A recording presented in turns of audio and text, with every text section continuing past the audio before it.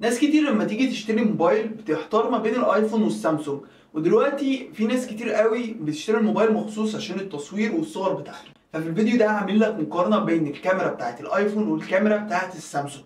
اول حاجة هنبدأ المقارنة بيها وهي الكاميرا والتصوير. في الايفون هنا بيتميز ان الصور الوانها طبيعية جدا وقريبة من العين. الفيديو عنده هو الاقوى في السوق، سواء في الثبات او نقاء الصوت او جودة الالوان. تصوير الليلي كويس جدا. تعالى بقى في السامسونج، بيتميز انه بيدي تفاصيل اكتر بسبب عدد البكسلات الكبيره، ممكن يوصل ل 200 ميجا بكسل في الموديلات الحديثه.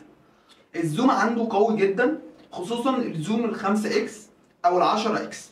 الالوان ساعات بتكون مشبعه اكتر، يعني الوان زاهيه قويه جدا، ممكن دوت يخلي الصوره مش احسن حاجه. اما بقى بالنسبه للفيديو، فالفيديو في الايفون هو الافضل من غير منافس. لو بتصور محتوى يوتيوب او تيك توك او اي فيديو هتحس بالفرق في الثبات والالوان الطبيعيه. اما بقى بالنسبه للسامسونج، الفيديو عنده اتطور جدا وبقى ممتاز، بس لسه مش بنفس السلاسه وجوده الايفون. تالت حاجه هنتكلم فيها وهي الاضاءه الضعيفه. الايفون بيعتمد على معالج ذكيه جدا للصور، بيجمع لقطات كتير ويطلع صوره واحده واضحه. بالنسبه للسامسونج برضه قوي جدا بالليل وبيطلع صوره منوره اكتر، بس ساعات بيزود الاضاءه بشكل مبالغ فيه. اللي بعد كده وهي الزوم والتفاصيل. الزوم في الايفون زوم 3 اكس في الغالب، ودلوقتي الايفون 17 بقى يعلي قوي في الاكسات بتاعته. الزوم في الايفون كويسه بس مش مبهره.